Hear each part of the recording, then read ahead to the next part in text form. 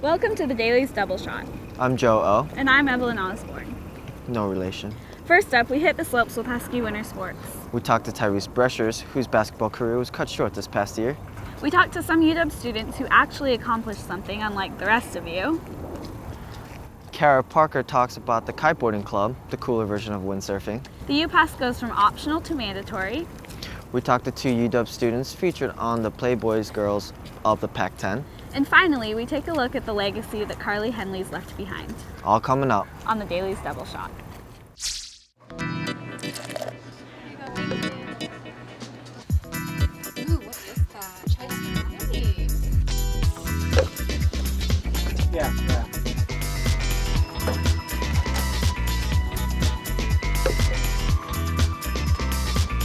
I'll see you there. Okay.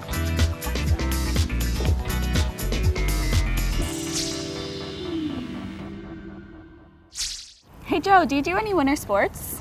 I took home the gold in competitive snow angeling. How old were you? This was last week. First up, Joe talks to members of the Husky Winter Sports teams as they train for the upcoming winter season. Husky Winter Sports is a student-run ski and snowboard school, purely by students at the University of Washington. It provides such a great, unique environment because we're the only student body that is able to do that and run a business as well as be a student club. Husky Winter Sports has celebrated over 100 years of UW students on the mountains, but there is debate on when it actually began. Actually, yeah, there's been a couple dates, 37, 44. The reason I say 44 is there's a book out there on the history of University of Washington, and it documents that in 1944, Husky Winter Sports was created as a ski enthusiast club to get people up to the mountain. Originally, we were just a ski club because there wasn't a lot of snowboarding. And we would go up to Snoqualmie and we would just ride. It was a fun, friend-oriented group. It was huge. It was one of the biggest clubs in the country at the time. We have a very extensive training process for our instructors. We're really proud of that. We have dryland trainings, which is where we teach everyone how to teach in a classroom. And we have a couple of famous acronyms like AGGIPUF, which is assess, goals, information, understanding, practice, understanding, and feedback. Acronyms help sometimes. And we have a whole bunch of things like that go through a training cycle. And what's great about this is you can use these tools and these acronyms to help you in any form of life. It's kind of an extra school thing. Like if you want a job, you have the basis to teach anyone anything, not just skiing. And then we go into on snows, which starts at the beginning of winter quarter, and we put what we learn in dry lands onto snow. That's what they're called, on snows. What has kept the Huskies Winter Sports Club alive is their diehard love for the mountains. This would be my 8th year. And you may be wondering how, as a college student, I'm still here 8 years. I actually took 2 years off, so this is my first year of grad school. So Husky Winter Sports was a big influence on my life and it's really important to me. So to be able to come back and help them out is something that I can give back. The people trying out, basically, we're a ski school, so we're just looking for really personable, fun people that can just have a good time with whatever they're doing. And as far as for myself or my peers, I just try and really prepare beforehand so I know that I'm teaching the material well and that you teach it in a fun way so that people stick around. I wanted to join because I saw that it was a lot of people who were committed to skiing and snowboarding in the winter, and it's something I really enjoy. And it offers me to be able to instruct kids and get a free pass from it, which is awesome, and get to know a good group of people who really like to do the same things I like to do. And so it's cool to be able to put on a board and get to the top of a hill and just move downward and feel just gravity pulling you down, and that's it. It's just you, the board, and the mountain, and then you're making your way down with gravity. There's no other force acting on you except for yourself, which is, I quite enjoy that. It's quite peaceful. Lauren Lemieux talks to UW junior Tyrese Brushers, whose basketball career has taken a drastic turn this past year. By now, fans have noticed that Tyrese Brushers is absent from the court. Because of an undisclosed medical condition, Tyrese is not only out for the season, but possibly for life. For players here, we have a yearly physical. And every year we all have to take the physical, get our heart test, like heart rate and everything, just test it out. And Pat texted me that morning and said, all right, well, I need to meet you at 12:30. So me and Scott came in around 10:30, worked out for an hour. And then after I worked out, I went straight down to Pat, and that's when they told me I couldn't play. Telling him that he couldn't play basketball again for the University of Washington was extremely hard. He had gone through so much work to recover from his knee injury, and now to have this condition that you can't really feel or see, to be holding him out is hard to explain, but it's one that we needed to for his safety. I couldn't believe what he told me at first. I thought it was just like a joke. I really didn't have any emotion to it. And then when I called my mom, right after that, that's when everything hit me like a train. To get those results before our season even started was sort of heartbreaking to know that he's gone through so much work, he's changed his body, he's put in the time, and now we're going to have to take that away from him. I don't want to take the team's attention away from goals that they're trying to reach this year. I know that they're there for me. First thing I thought was, what would it be like if that was me? And just, I guess, feeling for him, because that's a tough situation to go through. Not being able to play the thing you love. I mean, the only thing I can think about if that was me, then, what am I going to do? All we've done all our life is play basketball, and to hear something like that, especially somebody so close to us, we can only feel for him, but, we won't completely understand, because, he can't play basketball anymore. That's like saying he can't live anymore. I've been playing basketball since before I can remember. Like, my mom and my family has pictures of me when I was a baby holding basketball. Like, it's just always been me. That's always just been a huge part of Tyrese. And for them, for it just to be gone was pretty tough. Such a hard thing to overcome and deal with, not being able to do this thing that you've loved for all your life. And he's got friends on the team, obviously, but they don't quite comprehend either what's going on and what that means for Tyrese. So been very involved in trying to be by his side and answer questions for him as they may come up. I'm not allowed to compete at any high level. I can't play one-on-one.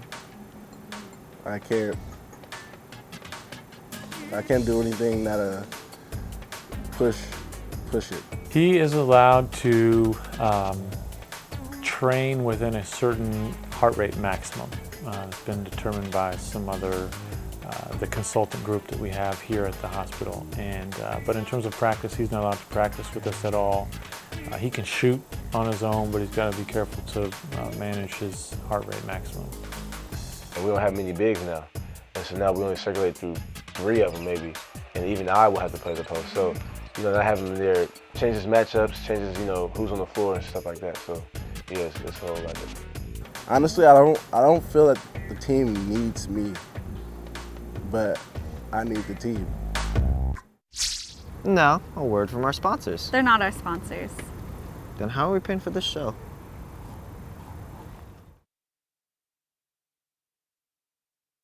Joe, did you know that UW has its own entrepreneurs? I think it's really cool we have a space program. No, those are astronauts. Maybe you'll understand after watching Jessica Webvick's story on a few students who define the word entrepreneur. You know what word you define?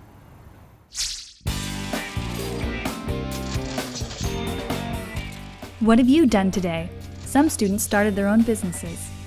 There's a group of undergrad entrepreneurs here at the UW, and they have more in common than just motivation and a knack for business. These students are all a part of the super selective Lavin program. Only incoming freshmen may apply, and many have already started companies in high school. This program provides networking, field trips to Seattle startups, and help finding and funding an internship. Our company is a sock company. We design our socks, have them made overseas, and then import them in the United States and resell them in retail stores and also online. And then sometimes we'll sell direct, just in person to the customers. We actually started at our senior year in high school. So kind of the very end of the year, we'd always kind of we knew we wanted to start something, and so we kind of just locked ourselves in a car and said we weren't going to leave until until we had an idea, and somehow we kind of settled on socks. I founded Student R&D, which is a student-run nonprofit organization, and our mission is to inspire students to learn more about science and technology. If you like sports, you can go to the local park and play basketball or soccer or whatever. But if you like science and technology, there's no real place for people to go to really explore their interests, to have fun and to like mess around with their friends, basically. So that's why we started Student R&D, to get a space for students who like science and technology. Lots of students work while going to school, but is it possible to be a student and a CEO? Right now I work for my nonprofit about like 10 to 15 hours a week. It's definitely gotten harder as classes get harder. In freshman year, obviously, it's really not that difficult. It's starting to really become our time is getting like really spread thin. I think since it's something we really enjoy doing, it doesn't feel that much like we can't manage it. If you're really interested in starting your own business or organization, the one key piece of advice that I would give to you is to persevere. Next up, Ian Hash talks to Kara Parker from the UW's kiteboarding club. Watch for lightning. When the northwest winds are just right, the high-flying kites of a rising sport can be seen all around the sound. This sport is kiteboarding. Kiteboarding is hooking yourself up to a giant 10-meter kite, and when it's really windy, getting on a board similar to a wakeboard and getting dragged around by the wind and the kite. A University of Washington junior, Kara Parker, founded the UW Kiteboarding Club her freshman year. Parker is the club president and organizes most club events. Last year was pretty key in talking with the Collegiate Kiteboarding Association and getting events down that we could get involved in. Kids from UW kiteboard and go regularly, so it's about teaching people and increasing the community of kiteboarding at the UW. That was like our main goal. The club uses its sponsor store, Urban Surf, located across from Gasworks Park, as a hub for meetings and lessons. The lessons are open to the public and taught by club officers. Basically, we'll start by watching a video, go over what the wind window is, where you fly the kite, how to rig a kite, what's the best conditions, best place to kite, practice flying the kite. So we'll take people outside to Gasworks. It's windy, raining like today. Okay, and so you just got to get a lot of time in flying the kite, getting comfortable with a smaller kite before you can move up with a bigger one, because then you incorporate a harness, and that's staying attached to the kite, and you have a lot more power, and that's why you need the harness. And then you can add the board, go in the water, practice body dragging, practice getting up on the board. That's when things get complicated, but more fun. We are the future of kiteboarding, essentially, and what we want to do is be able to support younger kids, and it's always the old guys out there that are rich and have all the time to go kiting when we're in the prime of our youth right now. We are the ones who want to get out there and have all the fun, so opening up those opportunities to younger kids, giving them the gear and helping cover some of the costs, that's our main goal. It's an amazing sport, and it'll basically take over your life. Stay tuned for more stories. Coming up after the break. Glad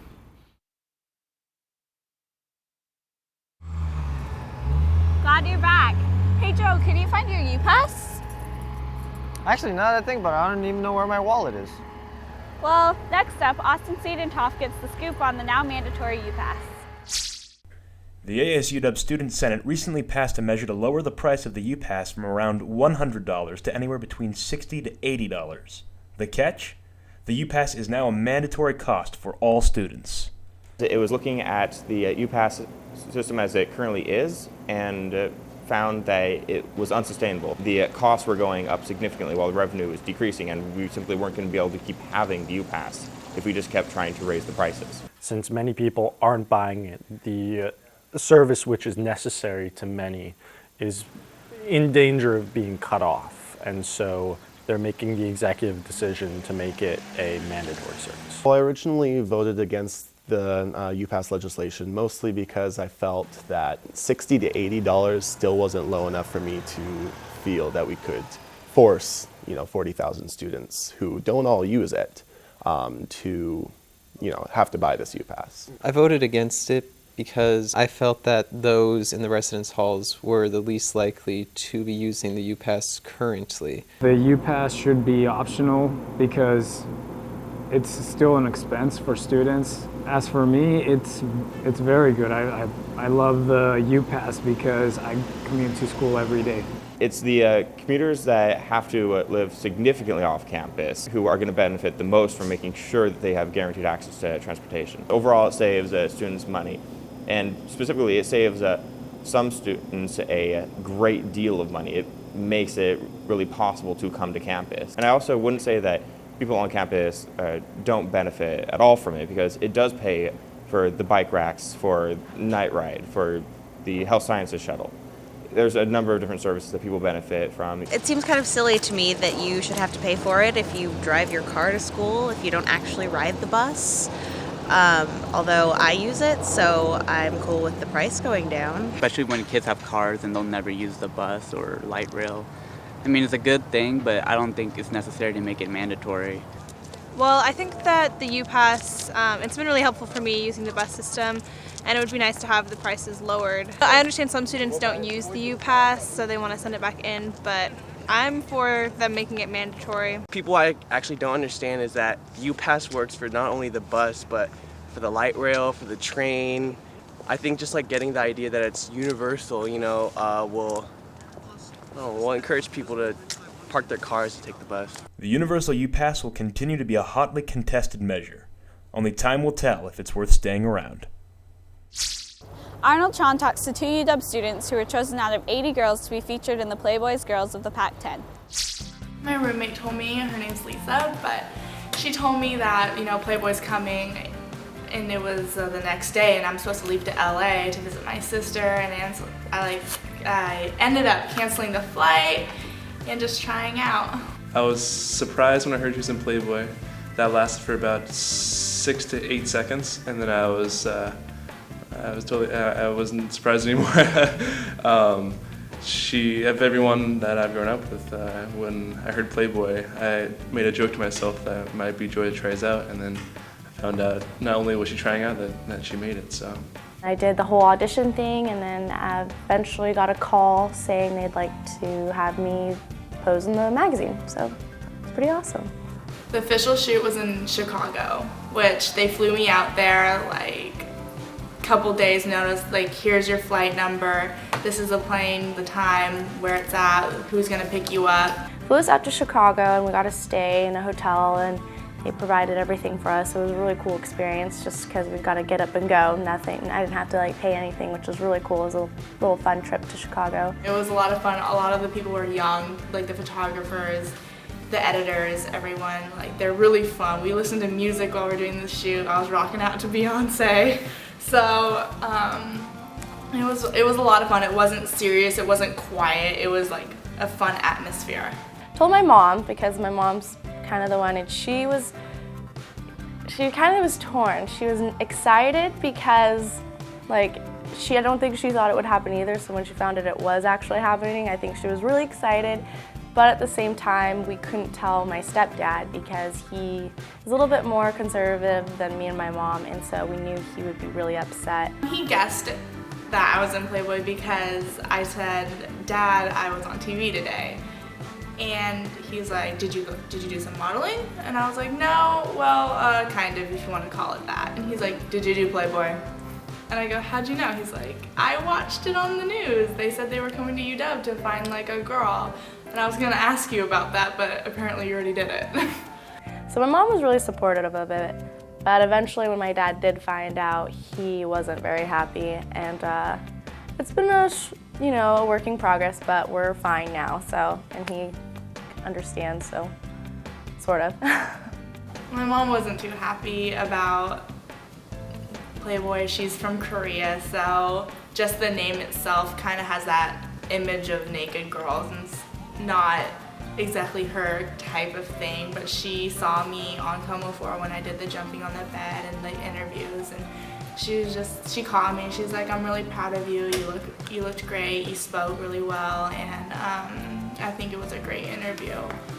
I'm pretty surprised that I can say I grew up with someone who was in Playboy, but I look at it the same. I see it as a place for young people to express themselves, and college is definitely that time. So a lot of people were like, I would never do that. That's something that I just think, people have different tastes. They like it, they don't. And a lot of my friends were like, Joy, go for it. Just go, just do it. Just say you did it, and if you don't get it, you don't have to tell anybody because nobody knows you did it. But if you get it, who cares? I'm not doing anything disturbing. If anything, everyone knows what a naked body is. It's not anything evil. It's not anything to say, I don't know. So. Finally, we learn about the Carly Henley Project. Love the skin you're in. Tyler Steele reports. Hey YouTube, Carly Henley here. It's been a really long time. You probably don't even remember who I am. But I just want to say thank you so much for watching and for listening, those of you, whoever you are. I know there's not a ton of subscribers, but you know what? I'm doing this for you, so. My shackled heart is breaking out. There is no doubt it's breaking out. My yearning soul is content. It's heaven sent. I am content. Carly was a very bright light. She was a deeply generous person. She was always happy. She was always there to support people. She was always there to love people, because in the end, for her, love wins. That's really who she was. I can remember her by. I can't believe the words you said. All the falsehoods that you read broke my heart in millions. Now from you I will run free. Yeah. Oh, I said I'm free. Carly was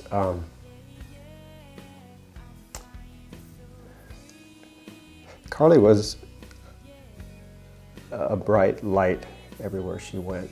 Carly would come into a room and everything just felt lighter and happier, and she was in some ways the glue to our family. It's just me. Now it's clear that I'm One other thing about Carly is she was probably the world's best hugger, and she would hug everybody. The Carly Henley Project is really the vision of our nephew, Carson Henley, who came to us literally within days of Carly's death and just said he wants her music in the world, that matters to him. And we were all still very much in shock and grief, and yet we were willing to follow his vision and his clarity. You just played me like a fool. The Carly Henley Project is something that we all had come up with for Carly and her music in order to finish what she had started, and it was a project to help raise money in order to pay for all the recording and any sort of CD duplication, and that was where the idea started, and then it kind of grew from there and into the surrounding it with the love wins, a saying that she was really behind and always said. And our goal is to just finish as many of Carly's songs any way possible as we could. She just had a way of drawing in the crowd, and I was always inspired by that. And I think it's a great idea, a great opportunity to keep her spirit alive and keep her in our everyday life. We still feel like she's with us because we can watch her videos all the time, we can listen to her music. It's not like she's ever, we can still hear what her voice sounds like.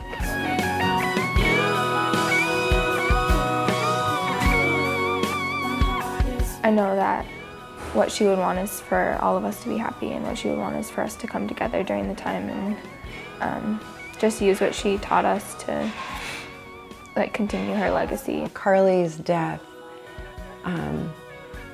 is confusing for most people. That she was such an uplifting and bright girl, and it doesn't make any sense. And it may not. We've all been asking ourselves lots of questions and haven't come up with any really great answers. And so it may be one of those things that we just all have to let our hearts rest about and let go of in order to have some peace in our hearts. It's unexplainable, really, that she left us.